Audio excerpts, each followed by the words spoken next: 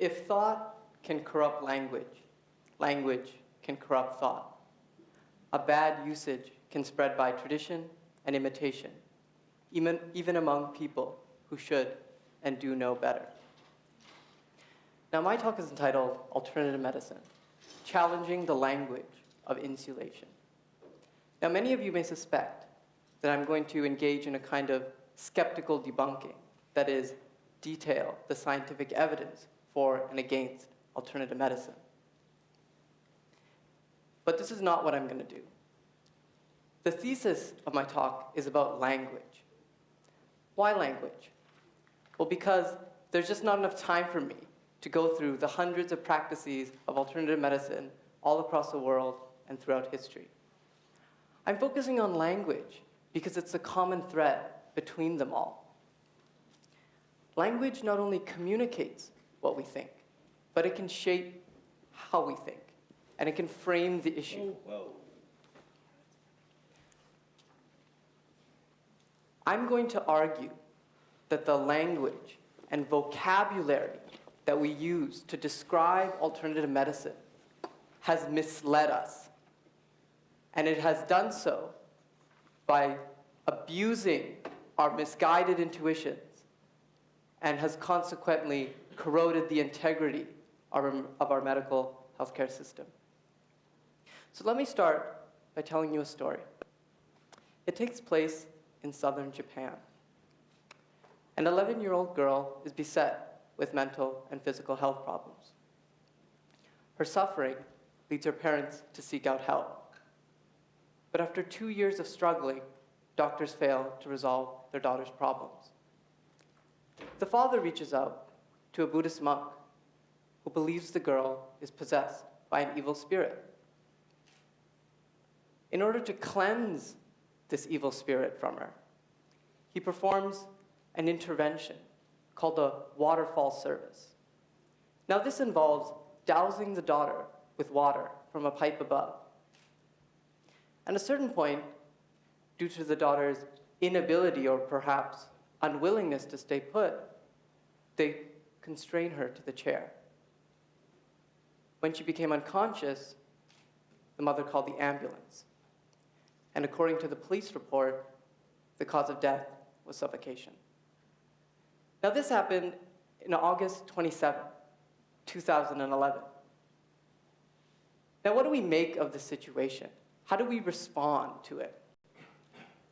Now, I'm going to detail one kind of response. And this response, I'm going to be playing devil's advocate, and I'm going to be wearing my devil's advocate hat. So when I put it on, I'm going to be talking through the language which I am here to challenge, and not one I endorse. And behind me, I'm going to track some of the problematic vocabulary. Put on the hat. First, we should recognize what we're dealing with here. This waterfall service, this is an example of an exorcism. It's not a Catholic exorcism, but a Buddhist one. And as an exorcism, it was used as an alternative medicine. But we don't want to blame anyone involved. We should recognize that people all across the world continue to use and seek the spiritual expertise of exorcists. Exorcism is an ancient practice that has deep cultural and religious significance to its users. Its approach is based on a holistic understanding that recognizes both body and spirit. Furthermore, we are not in a position to judge the users with our Western biases. We need to keep an open mind. The death is tragic, but people die using modern medicine all the time. Think about surgery. Think about chemotherapy. How can we reduce this incident of tragedy? Well, no one should ever be constrained to the chair, and someone should always be supervising to minimize the risk of suffocation. We need to make this therapy safer. But more than that, we need to make sure that exorcists are trained in official schools. More than that, they should be licensed. This is so that patients can recognize which exorcists have been properly trained. Now, I know what you're thinking, that there might be a danger to patients who seek this alternative care without consulting their physicians. I got it. We complement and integrate exorcists into our mental health care system. So you would have psychiatrists, psychiatric nurses, you would have psychologists and therapists, and you would have an exorcist. By including exorcists in our mental health care system, patients can access these therapies that are so important to them while avoiding tragedy. After all, patients come first. Their choice and autonomy are paramount. I gotta take this hat off because it bothers me. Now, I'm gonna be approaching this incident from a second perspective. And this is a perspective that I'm here to advocate for. This is the perspective that I endorse. There's no hat for this, it's just me. So let's begin. We need to be honest about what has happened here. We need to be honest and critical about the therapies that were used and the people involved. First, the therapy. Exorcism is based on a pre-scientific understanding of what ails the human body. It was used in ancient times to help people cope with mental illness. But being ancient, being of traditional and cultural significance, does not absolve exorcism of the burden of evidence. Exorcism mischaracterizes mental illness as caused by spirits that we have no evidence for. Furthermore,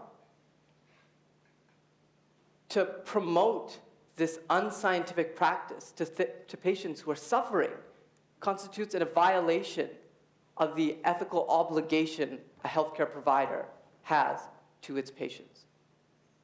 Be that healthcare provider a doctor, a parent, or a monk. Now, how do we reduce its usage? Well, we don't make the therapy safer. We do two things. We make sure patients don't seek these services. And to do that, they need education. They need to understand evidence. They need to understand the value of research. Secondly, we need to make sure that the number of people who are offering these unscientific practices are reduced. And we do that through strong health law. Patients need to have confidence that their medical system will have serious legal consequences for anyone who falsely claims to cure a disease or to assist an illness without a substantiated therapy. And furthermore, licensing and legislating these practitioners will only further encourage their use and endanger patients by investing their time and money into therapies that circumvent the obligation of research and evidence. Now, these are two very different approaches, and they clearly conflict with each other. They come to two different conclusions about what to do. Now, the critical question I have, maybe for you, is which one of these is better? Now, some people have a hard time even asking this question. And I think a lot of this hesitance, this reservation, has to do with this idea that respecting people and cultures means not criticizing them. Let me share an experience with you that I have about this intersection between culture and evidence and medicine. Now, my club is called the UBC Students for Science-Based Medicine. And we go out into the communities and we talk about alternative medicine, trying to educate people about basic facts, such as herbs can and do contain drugs, that the way a drug gets to your pharmacy, the steps that it has to go through is different than the steps that a natural health product needs to show to get to your natural health store. Now, the first place we gave our talk was at the Killarney Community Center, and it was attended by a very chipper group of young, I was about to say young seniors, they seem pretty young, of seniors. And there was one woman a particularly stern-looking Asian woman who I was concerned by. And I was concerned because I thought she would take what we were saying about, the fact that just because something is natural doesn't mean it's safe or effective. She would take that as a kind of attack on perhaps traditional Chinese medicine, even though we didn't mention any particular therapies. But to my surprise, she came up to us after the talk, and she said to us how much she appreciated us coming out, and that she was actually under pressure from family and friends to take herbs and drugs, not necessarily drugs, herbs and therapies that she had reservations about.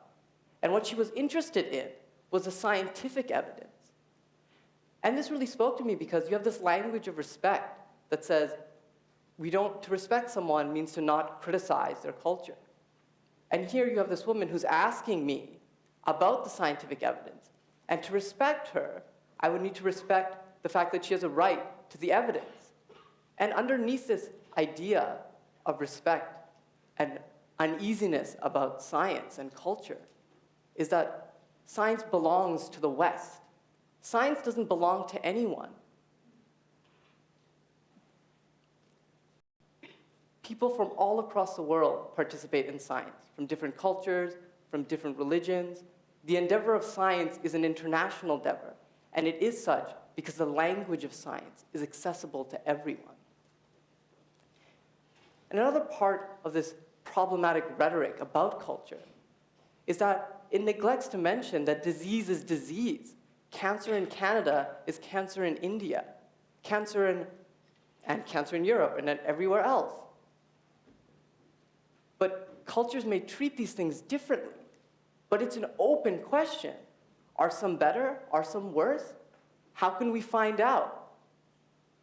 Now that I've removed some of this rhetorical insulation that prevents us from talking about alternative medicine, let's talk about alternative medicine. What exactly is it? Now, the first thing to note, the words alternative, complementary, integrative, these are all very positive sounding words. Alternative denotes a kind of freedom of choice between equally valid options. Complementary is a kind of complementary care. It's healthcare plus. But this doesn't really differentiate alternative medicine from the standard care. And when I say standard care, I'm talking about evidence-based medicine. So what could be the alternative to evidence-based medicine? Non-evidence-based medicine? Unsubstantiated medicine? These don't sound nearly as appealing. But maybe I'm going about this the wrong way. Maybe some of the vocabulary that I found so problematic earlier when I was wearing my devil's advocate hat, maybe that vocabulary will help us understand what alternative medicine is. You hear these words such as natural, traditional, holistic, ancient. The problem is, many modern drugs actually come from natural sources. So there's this boundary between alternative medicine and evidence-based medicine that doesn't really bear out upon analysis of the language. The same with traditional. Some people think that alternative medicines use a philosophy instead of science, as if there was no such thing as the philosophy of science. I submit to you that none of these descriptors actually describe alternative medicine. None of these ways of talking about it really categorize what alternative medicine is. There is one thing that I think does categorize all alternative medicine. But first, let's talk about the categories of medicine. It's pretty simple. The first is testing shows that it's safe and effective. You use it, you pay for it. The second is, testing shows that it's either unsafe or it's ineffective. You don't use it and you don't pay for it. The third category is the experimental category. It's plausible. It might be safe. It might be effective. What do? We test it. And then it falls into the first category or the second category. And then there's this fourth category. Therapies promoted in the absence or against scientific evidence and plausibility. Now, I submit to you that all alternative medicine falls under this category. Now let me interact with some of the objections that I'm sure you're going to have. So some people say that, oh, we just don't know whether alternative medicine works or not. It might work, it's plausible.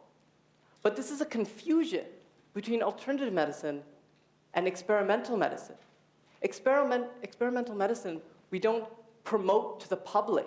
We do not enshrine its practitioners into our healthcare system. Some of you may be thinking, but Ratib, there are alternative medicines that are safe and are effective, and testing bears that out. Well then, why do we call it alternative medicine? Shouldn't it just be part of the standard care? Now, the reason why we talk about alternative medicine this way is because these words, they exploit our intuitions about what is safe and what is effective. When someone says something is natural, it's intuitive to think that it's safe and effective. Likewise, with traditional therapies, they've been using it for thousands of years. I'm sure it's safe and effective, neglecting to mention all the hundreds of therapies that litter the scientific graveyard, such as bloodletting. And bloodletting is not a single practice. It's been practiced in various different cultures all across the world. But we don't talk about that. So this language, it's not even just lay people who have absorbed this kind of rhetoric, this kind of way of talking. You hear it on the news. You hear it on Dr. Oz. You hear it on Oprah. And you even hear it in the College of Physicians and Surgeons in Ontario. This is their draft policy on advising physicians on what to do about alternative medicine. But they don't call it alternative medicine. They don't even call it complementary medicine. They call it non-conventional. Really? Is it just a matter of convention? Now, some of you, or many of you, may not even take alternative medicines. So why should you care? Well, earlier, I described two approaches to the case of the exorcism. The first approach, it advocated for legislation and licensing of exorcists, which I hope you think is an absurd idea. And the second approach advocated for education and stronger health law.